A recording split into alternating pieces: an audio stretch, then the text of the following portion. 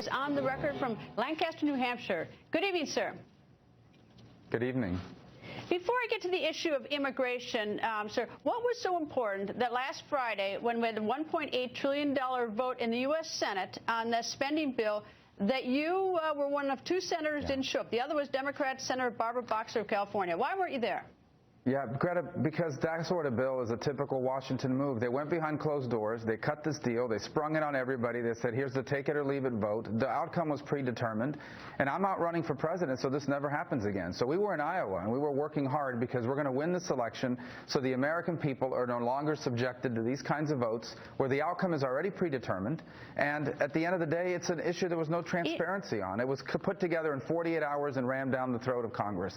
All right. Well, Senator, I mean, it's sort of part of the job. I mean, that's the problem, to vote. And even if it's preordained what the outcome is, doesn't it not send a message to the American people that, well, you thought you had something more important to do? And I should add to it that Senator Ted Cruz did show up. And the reason I know it is because I spent the whole day on Friday waiting to do an interview with him because he was juggling to get to the vote. Well, Greta, again, I was doing something, and that is running for president so we don't have to keep doing this in the future. I want to win this race so that we have a president that doesn't force us to take the garbage that was in that omnibus that was passed last week. A lot of those things that are in that bill are because we have a president that will not sign it unless it has his pet projects and the things that it had in there. Like, for example, no changes whatsoever to the Syrian refugee process, which poses a danger to the United States. I'm running to win so that we have a president that no longer forces upon us votes of this kind. And that's what I was out there doing, and I'm going to continue to do, because I want to win this race so we no longer are faced with these hops and choices when it comes to the future of our country. Okay, well, I'm not going to beat a dead horse, but you obviously know how I feel about showing up and voting, and I won't beat a dead horse further. All right, now, when Senator Cruz was here, I gave him a hard time over immigration and, what his position was on immigration. I want to sort yours out. Let's start with the 12 million people here in the United States illegally. If it were President Marco Rubio today, what would you do with those 12 million, if anything? Well, and I'm going to outline for you exactly what we do with the people that are here illegally. But first, I'm going to tell you what we need to do before we get to that point. And that is we have to enforce our immigration laws in the following way. We need to spend it's going to cost about $4 to $4.5 billion to put additional metrics and technology on the border. Cameras, sensors, drones. We need at least 10 to 15, maybe 20,000 new border agents. We need to fully complete the 700 miles of real fencing and walls, not just pedestrian fencing. We need a mandatory E-Verify system. We need an entry-exit tracking system to prevent people from overstaying visas. When I'm president, we will do all of those things. And only after we do all of those things, and they are in place and they are working, and we prove to people that illegal immigration numbers have come down, then we move to dealing with the people that are here illegally. And here's what I say. If you've been in this country longer than 12 years, you can pass a background check. If you're a criminal, you can't stay. You've learned English or are learning English. You will be charged a fine. You will be fined for having violated our laws. You will have to start paying taxes, meaning you'll have to be gainfully employed, and you will get a work permit. And that is all you are going to have for at least a decade. And after that decade has expired, I personally am open to allowing them to apply for a green card like anybody else would. That's not a majority position in my party, so it may not be possible to do that. But even the work permit is something that's a lot better than the chaos we have now. But let me be clear, we can't even begin that process I've outlined until we do enforcement first.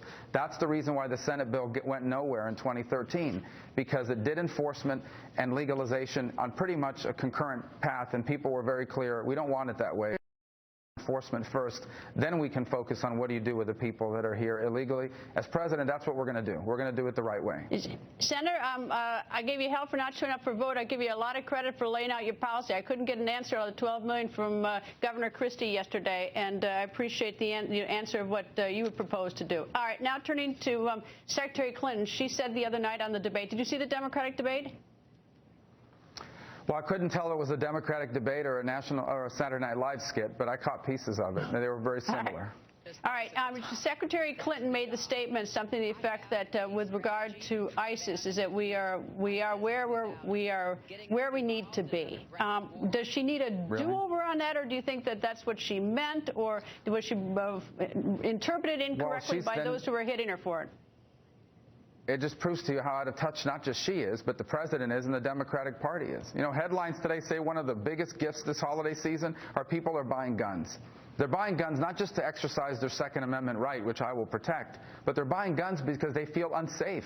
They feel uncertain. They don't believe what Hillary Clinton just said, that we finally figured it out. This strategy the president has is no strategy at all. It is, in essence, the same strategy that's allowed ISIS to grow, the same strategy that allowed them to radicalize these people in San Bernardino, the same strategy that's allowed them to continue to pour into Europe and continue to capture more territory in the Middle East. We are not where we need to be, and she is so out of touch that was a scary answer she gave the other night. So it wasn't just a slip. You think that she said exactly what she meant?